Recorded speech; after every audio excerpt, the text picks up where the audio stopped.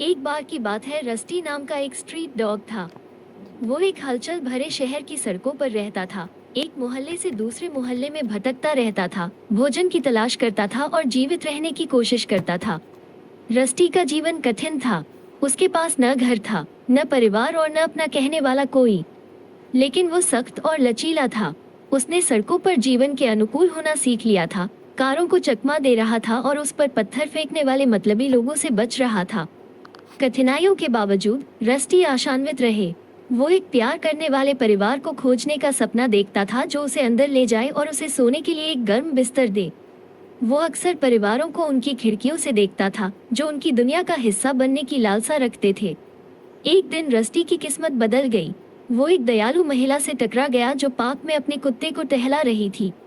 Rusty ने अस्थायी रूप से उससे संपर्क किया, निश्चित नहीं था कि वो दोस्ताना होगी या नहीं।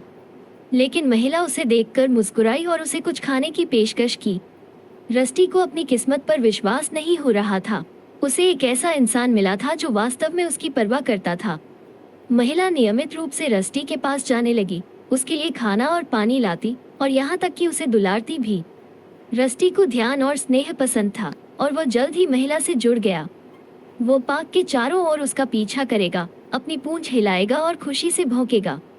आखिरकार महिला ने रस्टी को अपने साथ घर ले जाने का फैसला किया। उसने उसे गर्म स्नान कराया, उसे स्वादिष्ट भोजन खिलाया और उसे सोने के लिए एक आरामदायक बिस्तर दिया। जंग खाए स्वर्ग में था। उसने आखिरकार अपना हमेशा के लिए घर पा लिया था। उस दिन से रस्टी एक सुखी जीवन व्यतीत करने लगा। वो अब गली का कुत्ता नहीं, बल्कि एक प्यारे परिवार का प्यारा सदस्य था। वो पिछवाड़े में इधर उधर दौड़ता, अपने नए कैनाइन भाई बहनों के साथ खेलता और अपनी मानव माँ के साथ खिलवाड़ करता। रस्टी जानता था कि वह भाग्यशाली था कि उसे कोई ऐसा मिला जो उसकी परवाह करता था, और उसने कभी भी अपने सौभाग्य को हल्के में नहीं लिया।